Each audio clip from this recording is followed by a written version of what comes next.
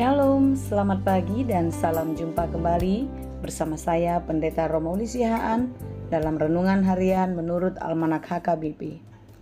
Apa kabar saudara?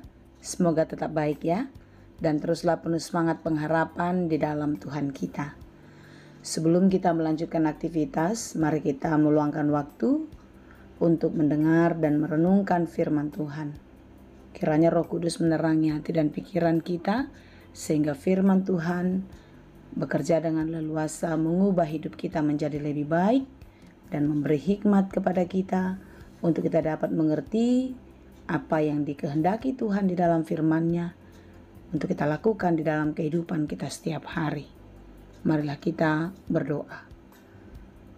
Ya Allah Bapa yang Maha Baik yang kami sembah di dalam Yesus Kristus, terima kasih Tuhan untuk hari yang baru, hari yang penuh berkat yang daripada Tuhan kepada kami. Kami percaya Tuhan, hari ini akan selalu di dalam penyertaan-Mu dan kami akan merasakan kebaikan Tuhan di dalam kehidupan kami sepanjang hari ini. Kami mau memulai segala aktivitas kami, ajarilah kami Tuhan di dalam firman-Mu.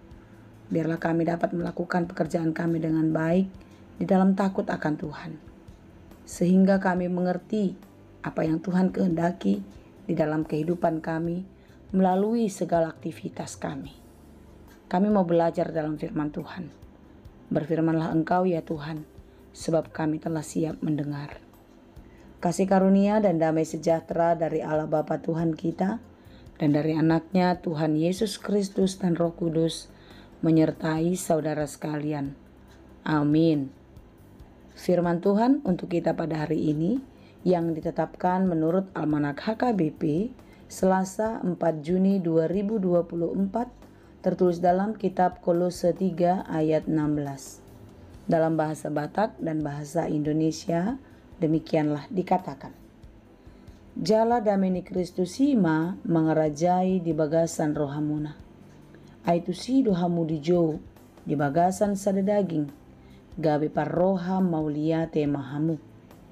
Hendaklah damai sejahtera Kristus memerintah dalam hatimu, karena untuk itulah kamu telah dipanggil menjadi satu tubuh, dan bersyukurlah.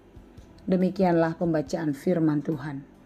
Saudara yang dikasihi Tuhan, renungan kita pada hari ini saya berjudul, Hendaklah damai Kristus memerintah dalam hatimu. Jika damai Kristus yang memerintah dalam hati kita, maka sudah dipastikan kita akan melakukan hal-hal yang baik yang berkenan kepada Tuhan. Kita tidak akan berani lagi berkompromi dengan dosa, menghalalkan segala cara untuk memenuhi segala keinginan kita. Tetapi damai sejahtera Kristus itu akan memelihara hati dan pikiran kita untuk menimbang mana yang baik dan mana yang buruk untuk kita lakukan dan kita hindari di dalam kehidupan. Saudara-saudara, kita adalah orang-orang yang telah ditebus Yesus Kristus di dalam kematiannya di kayu salib. Kebangkitannya memenangkan kita, membawa kita keluar dari kegelapan dosa dan masuk ke dalam terang surga.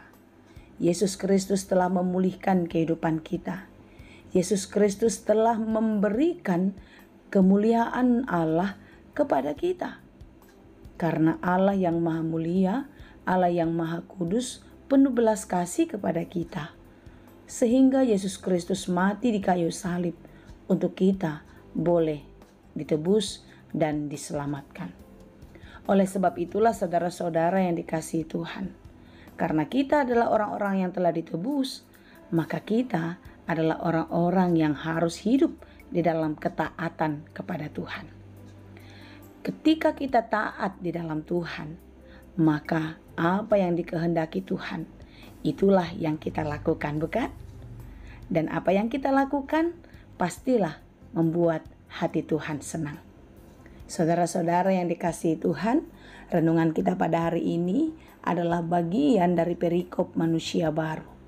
Bagaimana manusia lama kita telah diperbaharui di dalam kebangkitan Yesus Kristus.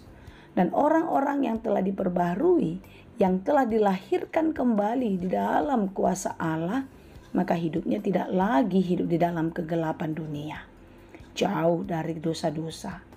Di dalam ayat 5 di pasal 3 ini dikatakan, karena itu matikanlah dalam dirimu segala sesuatu yang duniawi, yaitu percabulan, kenajisan, hawa nafsu, nafsu jahat, dan juga keserakahan yang sama dengan penyembahan berhala. Semuanya itu mendatangkan murka Allah. Tuhan tidak senang, Tuhan sangat membenci perbuatan-perbuatan dosa. Oleh sebab itu saudara-saudara yang dikasihi Tuhan, hendaklah damai Kristus memerintah dalam hatimu.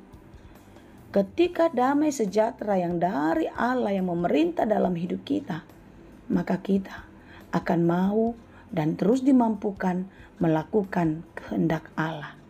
Hidup penuh syukur, hidup di dalam kerendahan hati, hidup di dalam kebaikan dan kebenaran, menunjukkan kasih setia Tuhan di dalam kehidupan kita kepada semua orang. Sabar menanggung beban, memberi pengampunan, tidak menaruh dendam, tetapi sebaliknya kita selalu penuh sabar, kelemah lembutan, penuh kasih, dan kerendahan hati. Saudara-saudara yang dikasihi Tuhan, jangan pernah menaruh sakit hati. Jangan pernah menaruh dendam kepada orang-orang yang ada yang telah menyakiti. Tetapi berilah pengampunan dan teruslah menabur kasih. Kolose 3 ayat 14 adalah ayat yang sangat sering kita dengar dan sering kita jadikan menjadi ayat emas. Dan di atas semuanya itu kenakanlah kasih sebagai pengikat yang mempersatukan dan menyempurnakan. Hanya damai sejahtera Kristuslah yang memampukan kita, yang memberi hikmat kepada kita untuk dapat melakukan kasih di dalam kehidupan kita.